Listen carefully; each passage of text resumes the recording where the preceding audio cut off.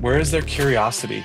Where is someone feeling that sense of intrigue or invitation to something more from the inside out? This is what I think is so critical. If you keep going on this journey, I do think it ultimately is going to start to get you in tune with those subtle messages that, or even that discontent that's within you. And that's where this adventure begins.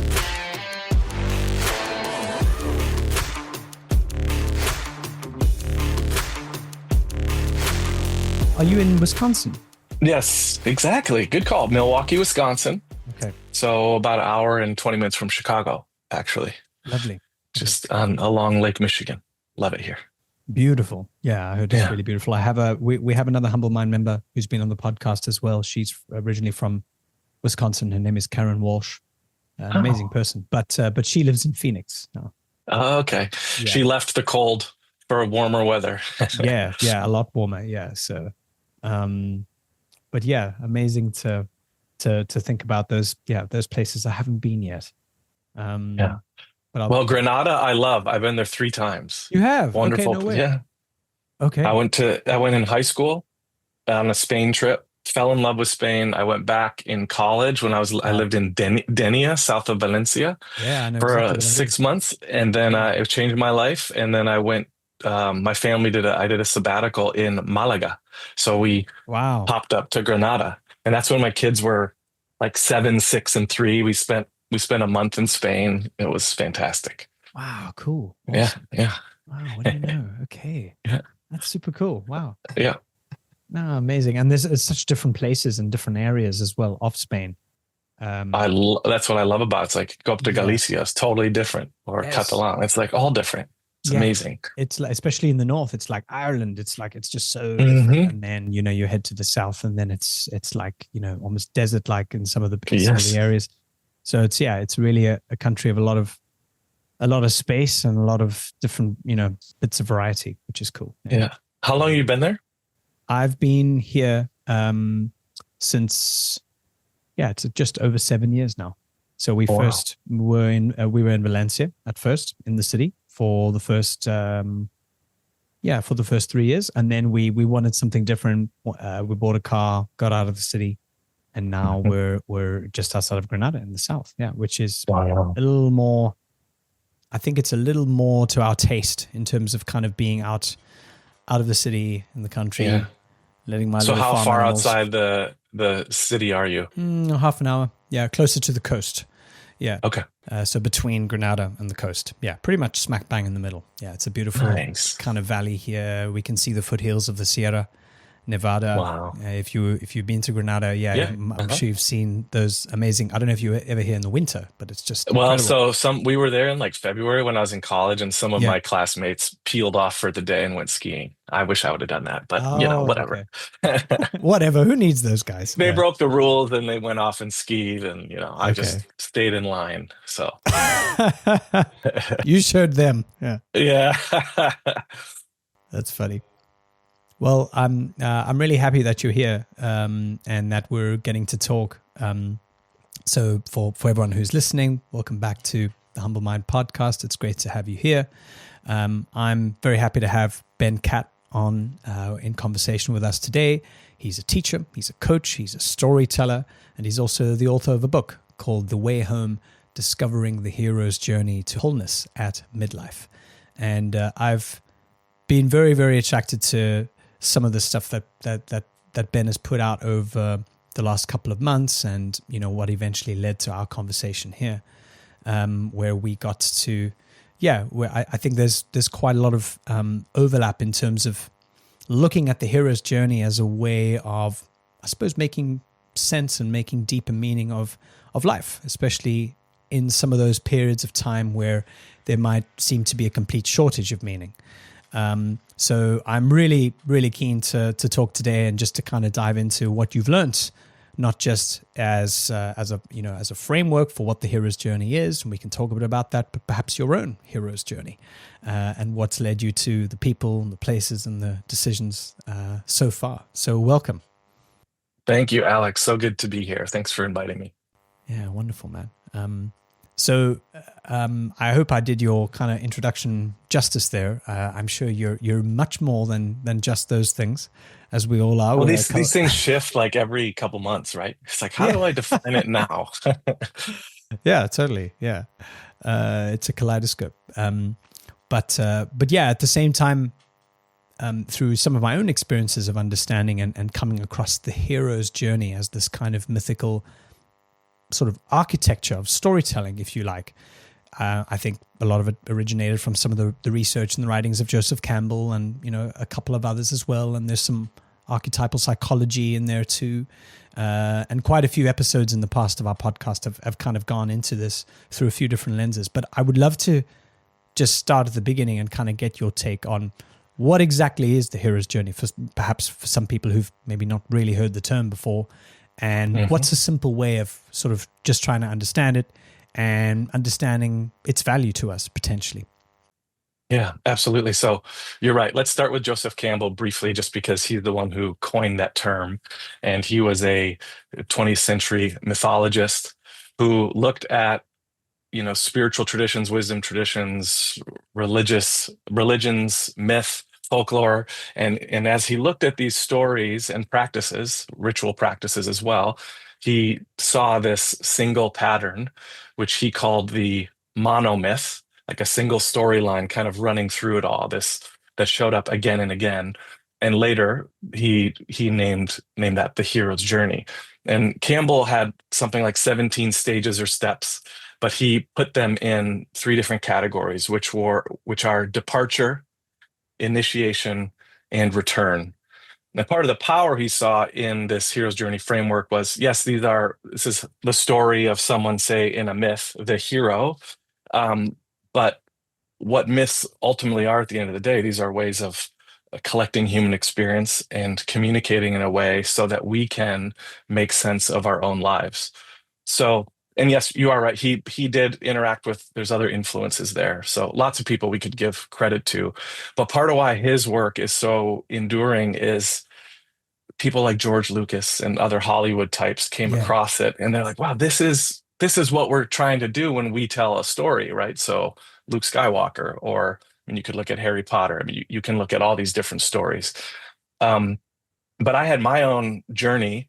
It was basically a 5-year inner quest, soul descent, where I really was separating.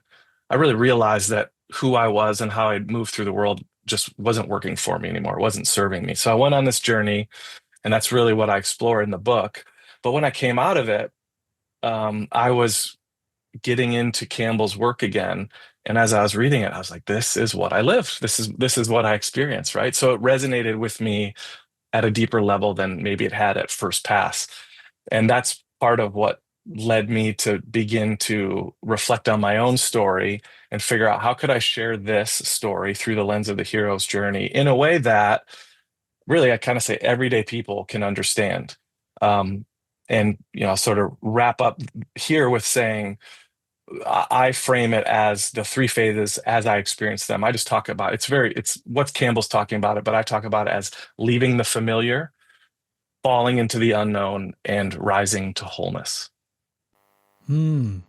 Beautiful. Yeah. And I'm fairly familiar with the stages, but I love how you've kind of almost redefined that. And maybe just perhaps to kind of really make it nice and clear in people's minds, let's follow the sort of the Star Wars example, and I'm following this because I'm a Star Wars fan, so yeah, bear with me.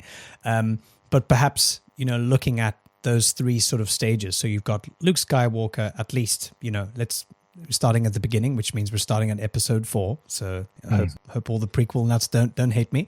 But we're starting at the beginning where you've got the boy, the young man. Normally it is a young man, isn't it? It's kind of a young man who's sometimes there's a background of tragedy. Sometimes he's an orphan. Sometimes there's a he's still untested in some way, but still feels the call, the yearning, or hears the call. I think that's part of it too, isn't it?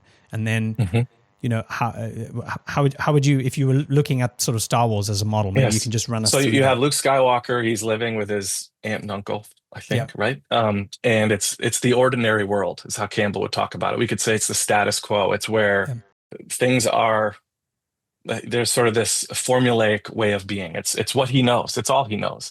And then it always begins for Campbell is there's a call. He calls it the call to adventure, which is a phrase a lot of people are familiar with. But there's some kind of interruption, something there, and I really see it. It's an invitation into another way Mm. of being, into an adventure, right? But it breaks, it interrupts what's going on. And so in his case, I think his right, he's like their home is raided and Yes. his aunt and uncle are murdered. So as the hero continues, then so he's expunged from the world he knew, and so suddenly he's in this unfamiliar terrain, right? And what always happens in these stories is there's help arrives in some Mm. form, and in Star Wars, at least the first version of that is Obi-Wan Kenobi. Yeah. Of course, The there's more sage. versions of help, right? It's the sage, it's a Mm. wise teacher, it's a guide who comes alongside the protagonist. Um, then there's the stage of the unfamiliar, or what Campbell talks about as the initiation. This is where there's lots of phrases, but it's like the dark night of the soul, the road of Yes. trials, the underworld. And this is where that main character, so Luke, he faces all these trials and challenges and foes. I can't remember all the specifics in episode 4, but I know there's a bunch of challenges, right? He has to go through. He Trash meets compactor. others. Yeah. Right. Yes. Right. The trash compactor. Well, there we go. Right. He meets a whole bunch of other allies and support too, Yes. with Along the way. Han Solo and R2D2 and C3PO. So there's this band traveling through this, but really it is our story. Like we're Mm. experiencing something through him. Um, Though interestingly, we could say all the Star Wars spin-offs later were like, well, let's give Han Solo his hero's journey. We give Yes. everyone their experience of this. But ultimately, there's the hero has to um, undergoes a sort of death, which Mm. then also leads to that hero, in a sense, their rebirth and their return home. Um, is that the Death Star blowing up, the first Death Star? Yes. Yeah. Yeah. Yeah. There are a number of them. Yeah. There's a But lot of Death Stars. yeah. Yeah. Yeah. But they all blow up eventually. Yeah. Yes. And, ultimately, this is not until later, right? We find out that, spoiler alert, Darth Vader is actually Luke's father. But, right, that image in itself of like confronting this, Mm. like the enemy being someone that's almost, it's like himself in a way. We can Yes. actually even remember, right? He has this vision Yes. where the helmet of Darth Vader comes off and he sees his own face. Mm. So really, ultimately, the hero is facing something in themselves, right? That's Mm. part of what they're working through. Now, in the hero's journey story, often there's a lot of conquering, vanquishing, defeating dragons and this kind of thing. And there's a place for that. But I think when reflected, when we kind of look at this for our own lives, what I like to see it as is this isn't about like conquering or cutting off or shaming or judging former versions of ourselves. This really is the work of integration. That's what this is acknowledging there's aspects of who we've been that served us at one point. They helped us navigate the world, Mm. but ultimately, they begin to interfere and maybe harm and hinder us from growing into who we need to be. So less sort of lightsabers and blowing up Death Stars in our own personal journey, but there's just so many parallels with these myths and then modern takes on those stories for our own lives. Yeah. And it's so interesting from a storytelling perspective as well, because we're seeing these sorts of stories again and again. There's bits of it in old stories like Beowulf or Parsifal. There's another one, Hamlet, maybe. It's just, there's even right down to Star Wars and to Harry Potter in a modern context. And it's so interesting how it's the same structure, the same pattern, the same kind of up and down, the facing of the shadow, the eventual triumph, and the kind of the maturation of the person inside, the person you're meant to be. There's destiny, these big themes. But it's so interesting how, we kind of just need to be able to insert new characters or a new environment in there, and we're still happy as an audience or audiences, maybe not just in you know, in movies and entertainment, but in books, in the kinds of mythologies that keep us alive, that we're always happy to hear that same story again and again. Yeah. Yeah. And how it needs to be repeated and how we need to stay close to it, to stay familiar to it. So, because it seems to scratch an itch. How would you see that? Well, yeah, I totally agree. I think I have, there's sort of two feelings coming up for me. As one is, I love that we are drawn to these stories, and because even at a subtle, maybe a subconscious level, they're shaping us and influencing us. And yet sometimes I'm thinking, especially today, these stories are everywhere, and part of what it's almost like we become numb to them, or we kind of get lulled into being Mm, asleep in the sense of we're not necessarily engaging them as like, what does this say for my life? What does it mean for me? We become content, potentially just living vicariously through the stories of these imagined characters, yes. or I would say real characters, like the kinds of biographies and biopics and story. We love the story of someone who had it all, lost it all, right? And then like a phoenix rising from the ashes, like comes back, whether that's an athlete or someone who went into financial Or ruin, or president. or a president, or we love these stories. Yeah. But I think there's a more, and that's great. But what I'm really interested in is how can we shift from just like living vicariously through another, and rather viewing this, and this is that second thing that was coming up for me as you're talking, is see this at these are always invitations for us. Mm, And the reality is, very at multiple points in our life, we we've lost the plot, like we've lost the storyline of who we are and why we're here. And so to come into contact with this pattern in a variety of stories is an incredible gift for us, because it can help reorient us to mm. where we've been, where we are, and give us a bit of a map to move forward into this greater sense of aliveness. Yeah, absolutely. And actually, one of the, just going back to Joseph Campbell, who was an amazing scholar as well, just such a sharp guy. But a lot of the things that he explored in his books, when I was reading and listening to some of them, was so many reference to Eastern wisdom and Eastern philosophy. In fact, he made me get a copy of the Bhagavad Gita, which was awesome, which I come back to a couple times a year, and how so many of these stories have these sorts of it's almost like it's if you go back far enough, it's all mythological. There's no way to prove whether things are true or not, but that's not where their value comes from.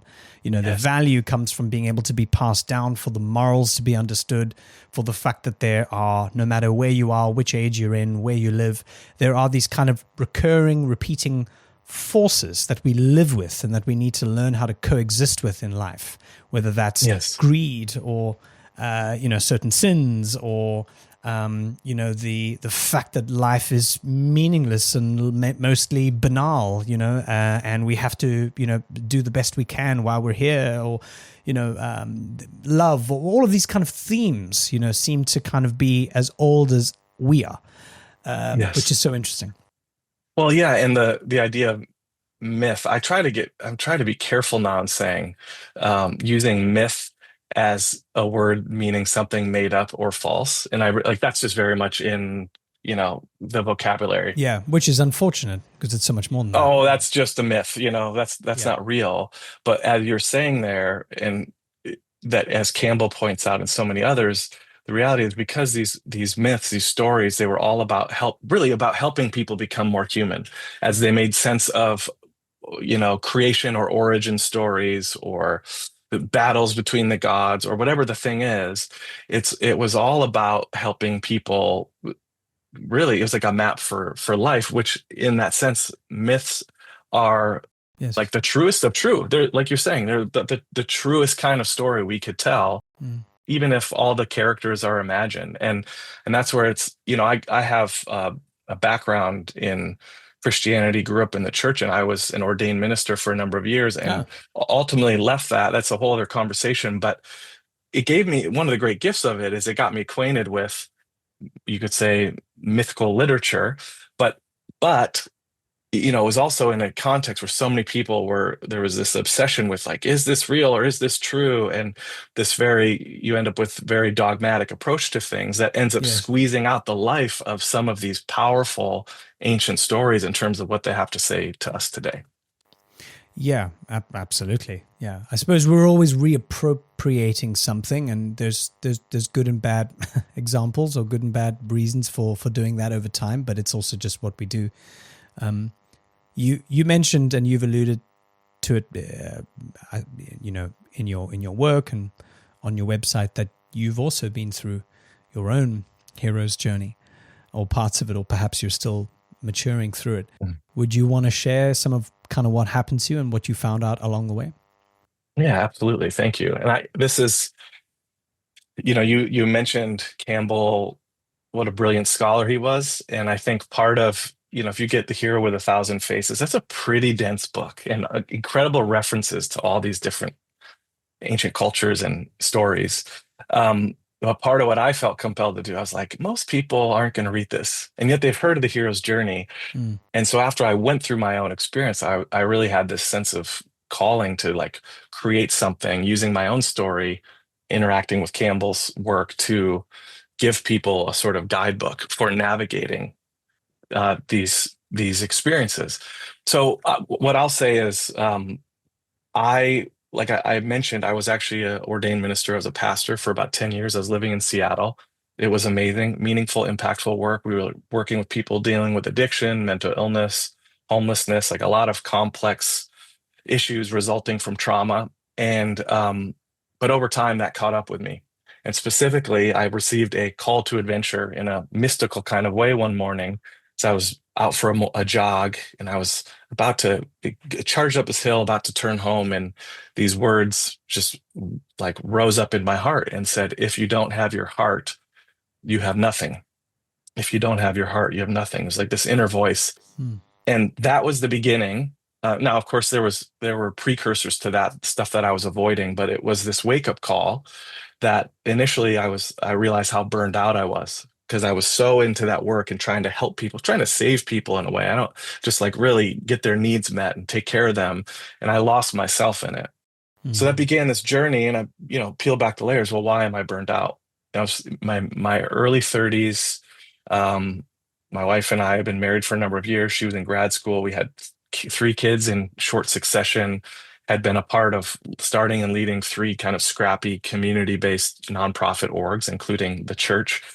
And I just realized, like, okay, wow, there's this animating force beneath that burnout that led to it. And it was this allegiance to what I sometimes talk about as a three-headed monster, but achievement, perfection, and performing to please other people. Really thinking that, if I could, do those things, then I will earn love and acceptance from others. Mm. This was my operating pattern for a good part of my life. And there's reasons for why it was sort of an adaptive pattern, right? Learn to function that way. But ultimately, my own journey was to really face those things and investigate, like, where did that pattern come from? And what would it look like? This has been the way I've been moving through the world. What would it look like to actually let go of this? If I let go of this, then who am I? Right. Mm. So that plunged me into the unknown. Again, this took over 5 years, but there's this profound period of disorientation where on the surface, you could look at my life and be like, oh, yeah, there's Ben. He's doing that job. He's got his kids and he's having a good time over here. But like internally, I was in a sense on my own kind of quiet inner quest. And part of why I highlight that for people is sometimes we think I need to exit my life, need to get away from all my responsibilities. Yes. That's the only way that I can do this inner work or go on an inner journey. But no, it is possible. It is possible. And I actually think really valuable to do it in the midst of daily life, right? So ultimately that did lead to me leaving roles and like leaving my role as a pastor and leaving my affiliation with church. But that wasn't like, that's not the core. That's not what I center in the book, because what I'm really talking about is leaving or letting go of the thing behind the thing, those Mm. are limiting ways of being, right? And so this journey, it could bring someone right back to the same office in the same workplace where they've been forever. They're just more whole and integrated, or it could lead to what others would describe as, wow, you've totally reinvented your life. But if we start at the surface and we don't go on the inner work, I think we're going to find that we're still, we're just like rearranging the deck chairs on the Titanic if we're not tending to that deeper stuff. So Mm. the journey involved, I'll just say, a lot of practices, and I really see kind of three components to my framing of the hero's journey. You have the mythical pattern. I put it in 10 easy steps compared to Campbell's 17.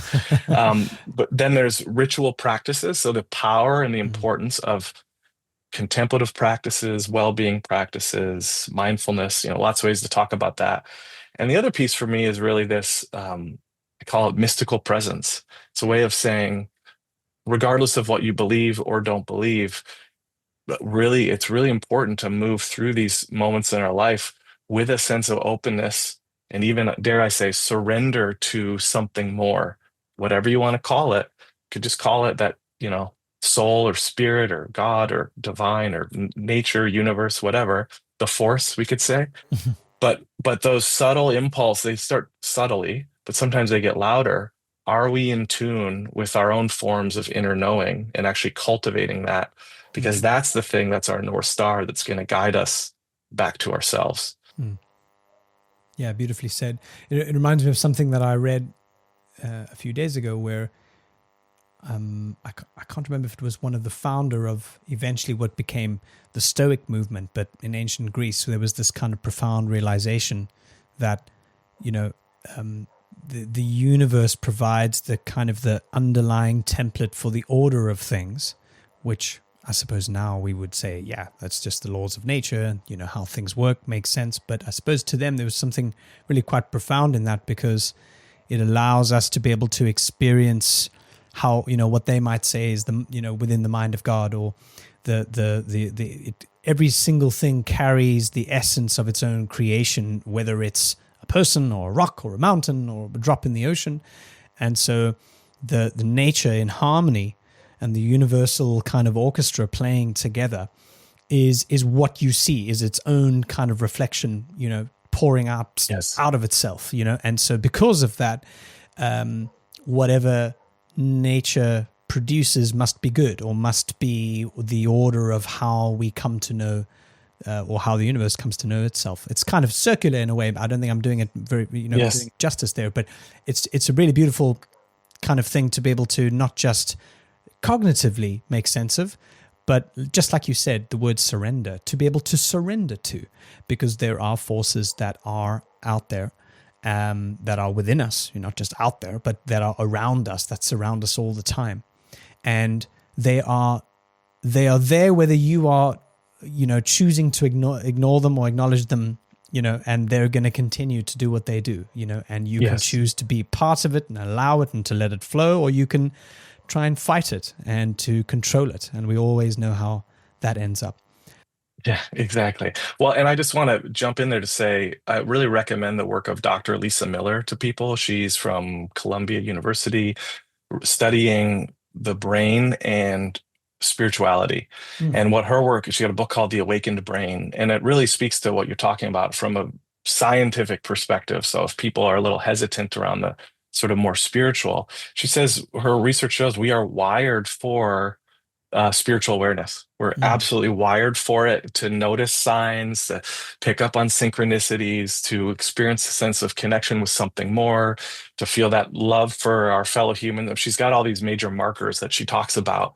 And the shift that she is really pointing out and looking at what this actually looks like at a brain level, but it's moving from what she calls achievement awareness to awakened awareness. And achievement awareness is, we can imagine, it is controlled, it's focused, it's narrow, it's I am the author of everything, I'm in charge, I need to control and manipulate my world.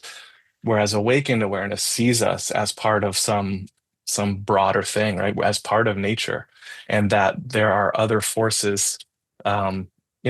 Do we want to be co-conspirators with the emergence of our own life, or do we want to just sort of rigidly attempt to build it on our own? Yeah, absolutely.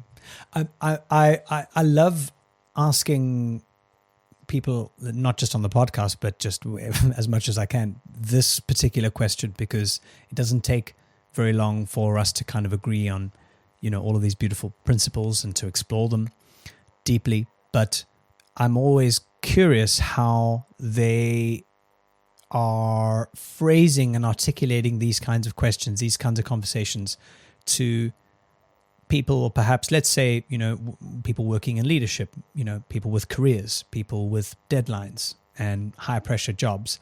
How is that communicated? And have you found an interesting or compelling or effective way to articulate not just the benefits, because it's about, hey, do more meditating, you'll feel better. Great, but because sometimes it is that simple, but at the same time, there's something there. There's, like you said, the thing behind the thing. And until we're aware of what those blocks are and can make contact with it, we're powerless to them. So is there a way that you approach those sorts of conversations in a useful way? Well, I love that question. There's like 10 directions I want to go with it. But what I'm thinking of is I was in this conversation with someone who's like in the financial sector, and he was asking me, he's like, but say you're at a conference, you're in the hallway and someone comes up to you and they're like, you've just shared all this stuff, hero's journey, inner knowing, blah, blah, blah. He's like, and it's like, um, what would you say to if they were like, why does this matter? Why does this matter to me? Like, why does it matter? And Mm. he's like, what would you say? And the words that came to me, and I come back to these a lot, were like, it doesn't matter until it matters. And what I mean is, this is this pattern, this hero's journey. This is Mm. something that um, it only matters when you are at a phase, or even moving from achievement to awakened awareness, we could say. It only matters when you start to sense that there's this incongruence between what you are, what you're doing in the world, how Mm. you're showing up in your work, in your relationships. When there's this incongruence between that and like who you know yourself to be, or even the mystery and questions about who you are that are beneath that. Mm. This stuff only matters for someone who has some sense that there's a gap there, or there's some inner shift wanting to take place. Now, I it could see. be small and subtle and quiet, or it could be someone who's like, I've known this for 3, 4, 5, 10 years, and I just cannot move forward like this anymore. So I start with that because I really think this is never something I would want to force on anyone and start to say, oh, well, your life, wow, you really need to go on the inner journey. There's more there. No, it's really, where is their curiosity?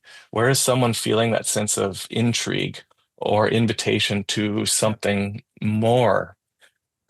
So then, from the bottom up, it's from the inside out. This is what I think is so Mm. critical. Like, so any issues you're experiencing up here in your work or whatever, yes, we can get at those with mindfulness practices. I teach meditation, so if you want to reduce stress, this will be powerful. If you keep going on this journey, though, I do think it ultimately is going to start to get you in tune with those sort of subtle messages that, or even that discontent that's within you, and that's Yeah. where this adventure begins. And even it might even get to the point where those messages stop being subtle and they, Yes. begin, showing up in the form of illness or all sorts Yes. of other really ugly manifestations of not noticing. And that's why, the word invitation is very powerful. I'm a huge fan of David White, and he talks a lot about invitation and conversation and the kind of the beautiful dance between those two. And yeah, it's invitation is so important because it requires us to acknowledge, but also to kind of assent to the change. No one can Yes. force that change on you. No one can, put you in a corner and kind of drug you and deprive you of sleep, and then kind of like, it's still a choice that you make. This sort of the Yes. conscious decision required in order to do it, which is why that invitation has to be accepted. It has to be taken, right? Yeah, and you're picking up on something that's really important to me, which is you don't have to wait for your life to fall apart to Mm. say yes to that call to adventure, right? Or to answer that invitation. So, but if you notice, even at a subtle level, or the volume's been slowly increasing, like, hey man, this doesn't work anymore. Like something's got to give. You got to lean into that. And practices are an important part of how we say yes, slowing Mm. down, getting quiet, There's lots of stuff we can talk about in that realm, but part of my own story is like, my story isn't actually that dramatic. It's not. So I always love it when people give me the opportunity to share it, but because there was this profound kind of mystical moment I paid Yes. attention to. But part of what I'm saying is like, this is not, you don't have to wait for something extraordinary. You don't have to wait for your life to blow up. Like, just begin to take that, just pay attention and begin. So yeah, like you said, this call doesn't get louder and louder with like illness and loss and all kinds of pain. It doesn't need to get there. We Mm-hmm. can say yes earlier when it starts with a whisper. I love what you say because it, we're so used to living life on sort of extremes. And often those are dopamine fueled. Sometimes those are kind of achievement and recognition fueled. But it means that we're looking for these kind of extreme signs, which also by implication means that you end up missing all the subtle ones. And so if it's not, helicopters and jumping out of airplanes and explosions, then it's like, well, I'll just keep doing what I'm doing, Yeah, until it's yeah, like, boom, third stage cancer yeah, kind of thing, yeah. And so you're so right. And then it matters, right? It doesn't matter Yeah. until it matters. Then it matters. Yeah. But let's notice that it actually matters a lot sooner than that moment. You said something really interesting there in your reference to practices. You mentioned being quiet. I was watching a clip of David Foster Wallace, who's no longer with us, amazing mind, great writer. And he was talking about the importance of being quiet, and that kind of related to him about, the fact that we don't really like to read anymore because it involves sitting quietly, not doing anything else, and concentrating and reading, which I thought was amazing and obviously so true. You say a little bit more about being quiet, the value of being quiet, and maybe even how someone who struggles with being quiet can try and achieve that for themselves a little more easily. Yeah. So you can imagine someone who is a lifelong striver, as I was, when that call to adventure came. I was in a transition with one of my work roles. And so and I was like, there was something going on. So I paid attention. Thank goodness. I paid attention.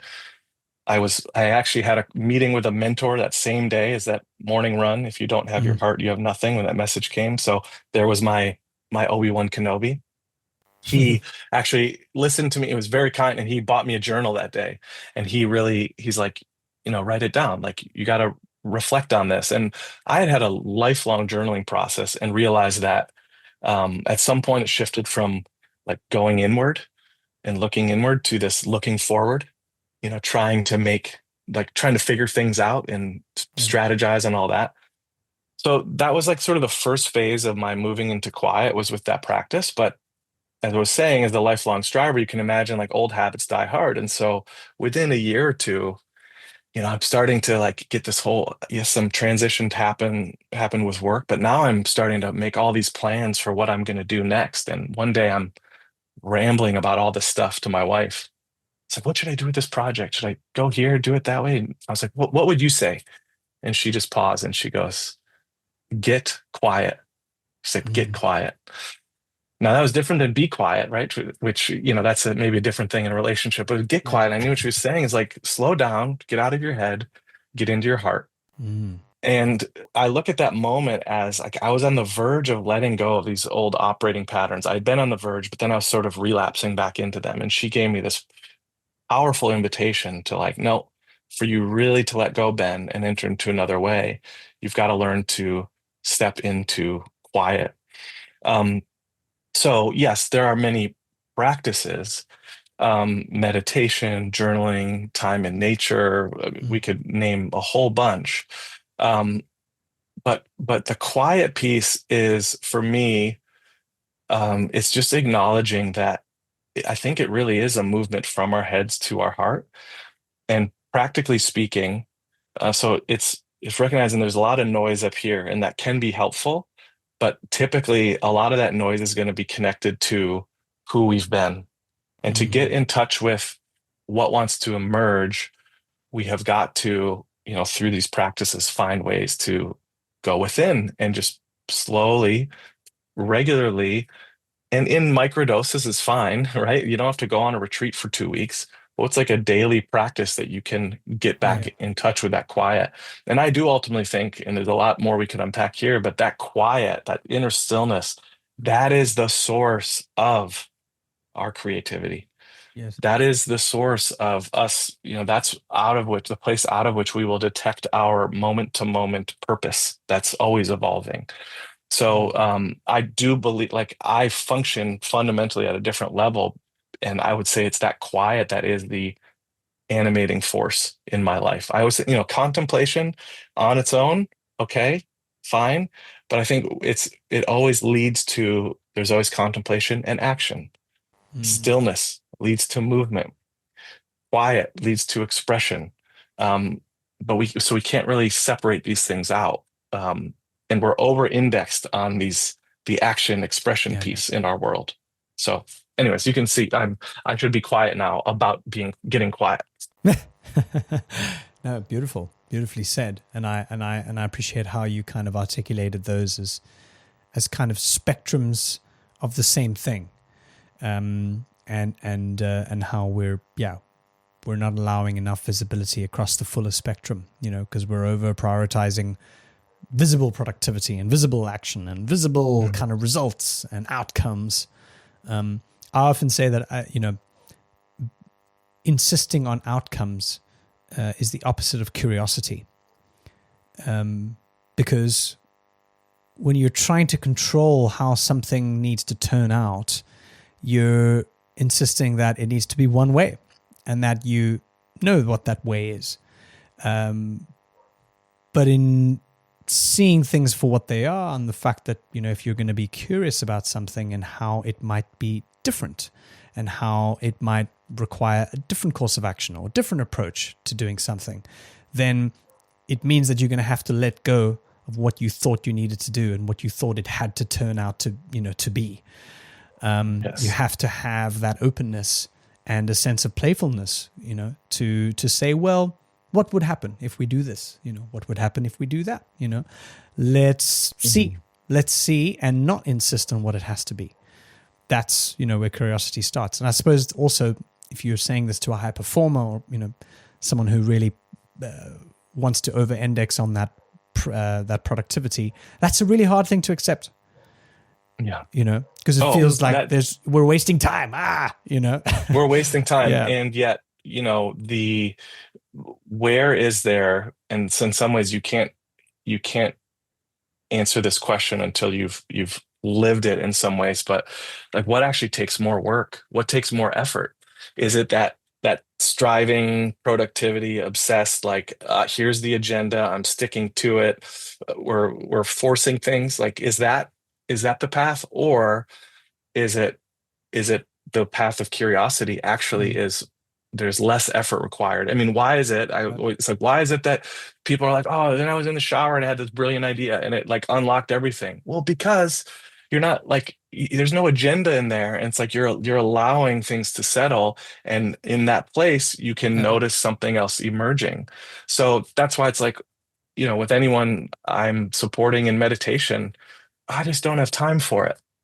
I don't have time. And I can definitely actually, I mean, I get it, but I like to appeal, especially to productivity people. It's like, well, actually, let me tell you, this will make you more efficient and productive. It will. You give like 2% of your day to this thing, it's going to transform the other 98.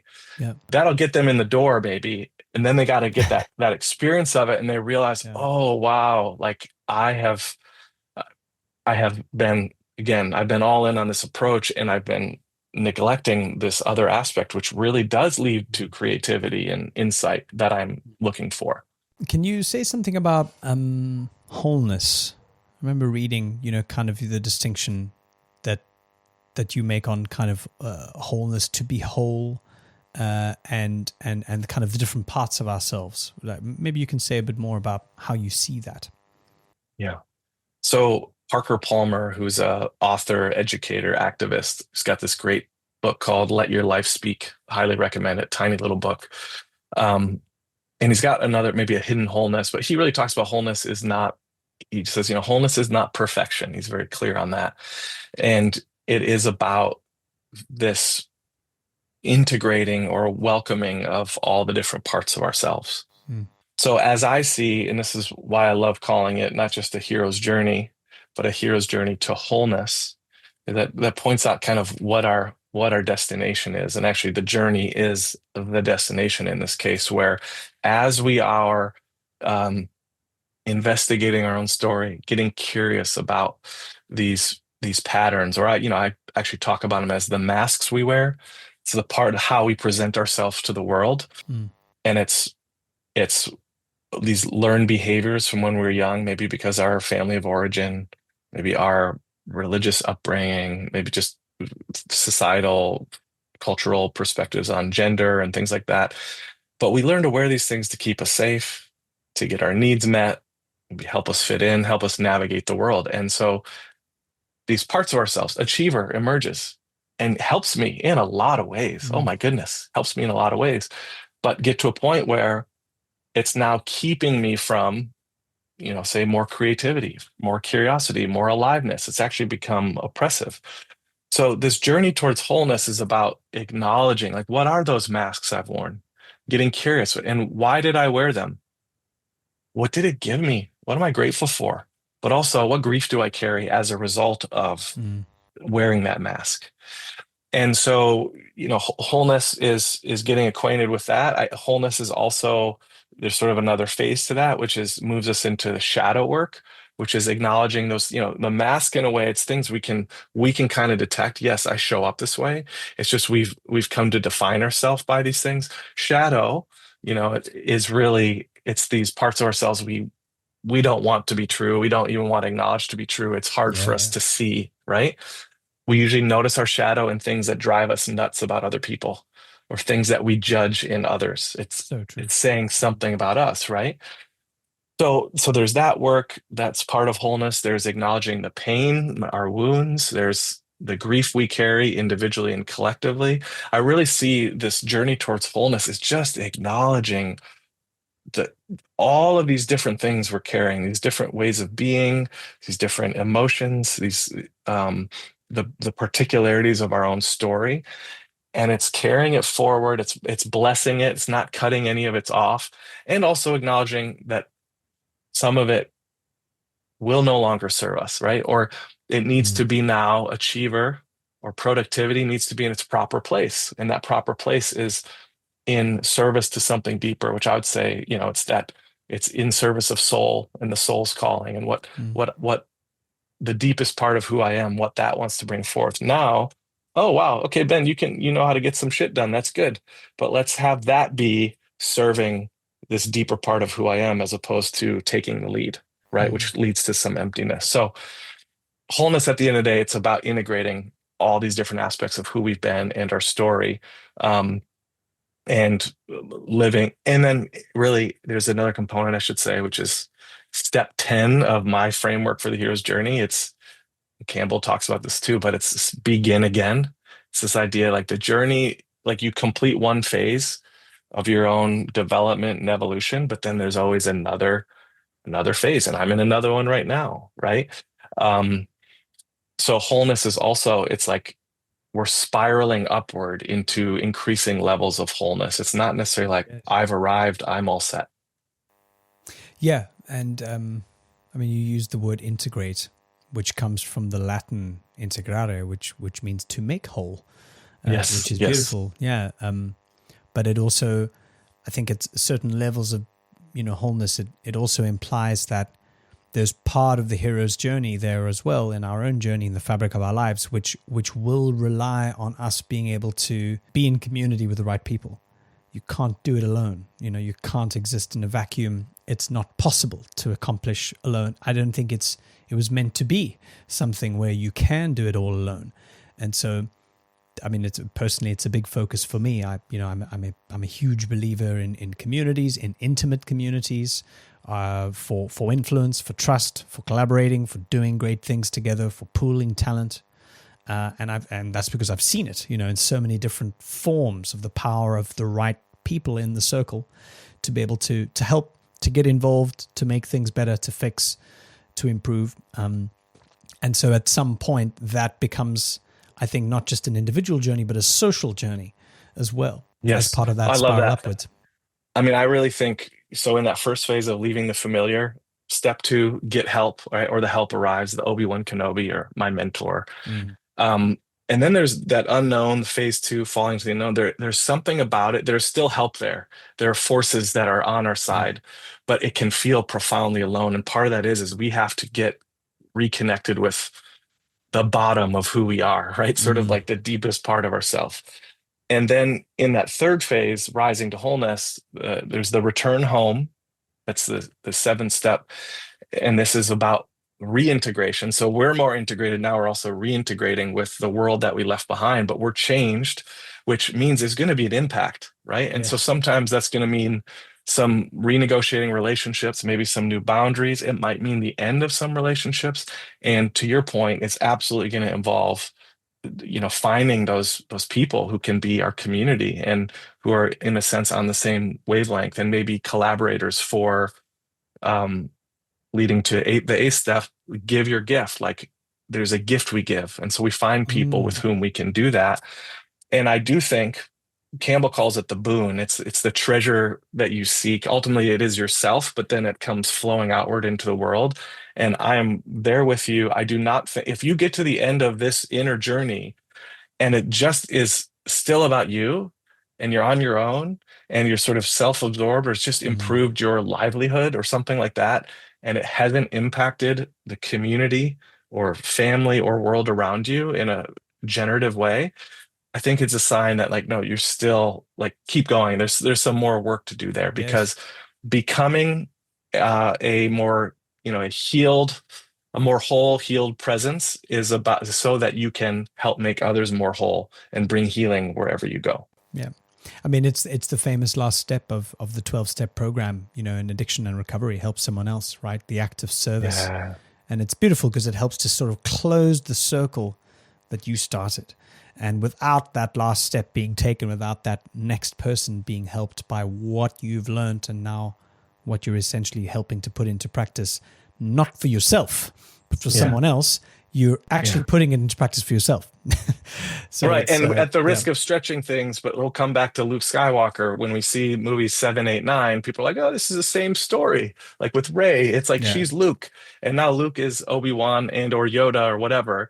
But it's like, yeah, because he's a little reluctant at first, but whatever. We'll give him a break. But the idea is you do go from that person who, it doesn't mean you don't need help and receive help later, but you go on this journey, then you are ready, and you're capable, you're sort of at the service of nature and how it wants to use you, where you find yourself sometimes spontaneously being that source of support Mm. or that guide, and maybe it's just with a word, or maybe it's like as a mentor, or maybe it's developing some project with someone, but you end up being that source of support. Yeah. Which I think is it's so cool. It's so beautiful. Well, it's a privilege, and it's you're playing that role that you needed, whether or not you got it, but you're helping to right that wrong in a sense. I mean, it's kind of related to something that came up while you were talking now, which is something that my wife and I say to our son sometimes, which is that we say to him, you can do hard things.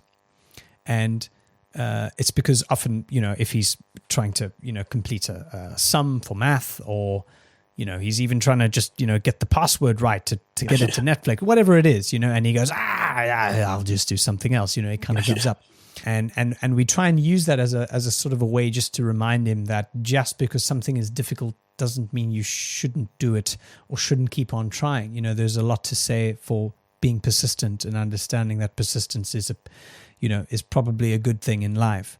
But at the same time, I think it's a recurring theme where the more you try to avoid doing hard things, the more hard things will almost surround you in life, because they require you doing them. You got to get out of bed, or you got to do this, or you got to pay the rent, and the more you avoid doing them, the harder they look, and the more kind of insurmountable they become. And I suppose also the kind of the converse is true.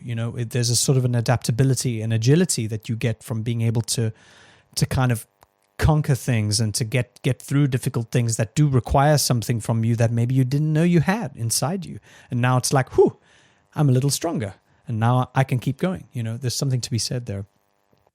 Yeah, I'm picturing like, in one way of being, there's a lot of friction, right? If we refuse to do hard things, there's going to be more friction in life. Like Right. things are just going to feel more difficult. But when we begin to engage those things that we would Mm, rather not, right, as they're coming to us, we do grow our capability, right? mm, And our capacity to navigate what's difficult. And I think we find ourselves living more in flow. And I actually think, as I'm saying that, that reminds me of one of Campbell's favorite quotes, which is "Follow your bliss," he says, right? And he's not talking about like an ecstatic state, right, or just some trippy thing or whatever. He's talking about really deep contentment and what it is to live in alignment with who you are and why you're mm. here. And just follow that, and then he says something like, and you'll, either put yourself or find yourself on a path. And now I may be mixing quotes, but he says,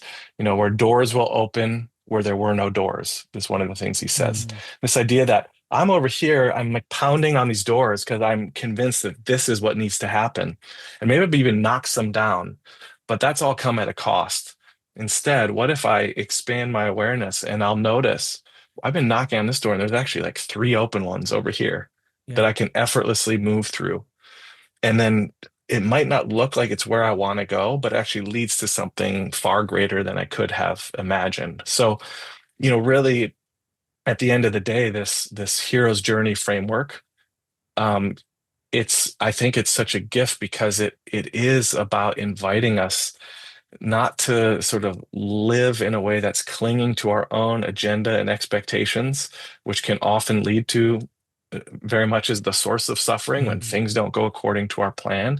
And instead, like surrender, open up to the vastness of who we really are mm, and to, to what wants to flow through us. And this doesn't happen overnight. This is a long journey, but to live in alignment with that deeper part of who you are, like that's the greatest treasure. And that's yeah. the gift to give as well. Mm, mm. Which is also why it's worth being hard. Because perhaps Yes. we wouldn't appreciate it if it was, as easy as updating a status on Instagram or, something like that. Perhaps it needs to be hard in order to be appreciated. Otherwise, there wouldn't be that necessary surrender involved. The cave you fear to enter holds the treasure you seek. Another great Campbell line right there. It's Beautiful. like that says it all. Maybe to close us off, to bring us home, the the title of your book is The Way Home. What is home to you? Is that a special word? Is that is it a place? Is it a state? How do you see just the idea of home? Home is your heart. So home is who you really are. Home is yeah, it's not a geographical place. It is not something outside of yourself. It is it is deep within you. And it is something it's our birthright. Um, we always have had it. It never leaves us. And yet, as we go through life, our capacity to feel connected to that Mm, is we lose that, right? And so we start to look for home elsewhere. And I mean, I had home in I need the new job, or home and I need to live somewhere else, or home and like I just need to find that special person and that relationship. mm, That's going to give me fulfillment. But true home is within. And we could go deeper than that and say I say that not just as this like individualistic thing. It's also, but when we connect with the deepest part of ourselves, we also find ourselves connected to the oneness, to the yeah. fundamental unity of everything, right? So that source is ultimately home. But we Yes. begin to touch on that more and more in our lives. And yes, like we have moments all the time where we're like losing contact with that. We can find almost like sacred time and place in our own life where we can keep reconnecting with that. It becomes more and more the reality from which we live on a Mm, day-to-day basis. And then it means, I've used this word before, but it's like the level of capability we have to navigate anything and the sense of contentment we have, regardless of what the circumstances are. I mean, that home, then, in that sense, it can never be taken away from us. We always have it. And we begin to be people who, I mean, in a sense, it's like we're exporting that feeling of home, helping Yeah. others see that they too carry that within them. Yeah, that's fabulous. The idea of home being that ultimate form of connection to yourself, but to others and everything else as well. There's something also powerful about the home being this kind of safe place, where once you're within the walls of home, not only can you be who you are, but you can remove those ugly clothes. You can kind of let yourself be who you are. You're Yeah. safe to do that there. Which is, I suppose, what people do in their homes, which is also why, in a social sense, the home is traditionally it's seen as this boundary. You don't go into people's homes. There's a private and public kind of very real boundary there, which is interesting, which comes from property rights and all sorts of other things too. So the home is this social understanding of something that is inherently private.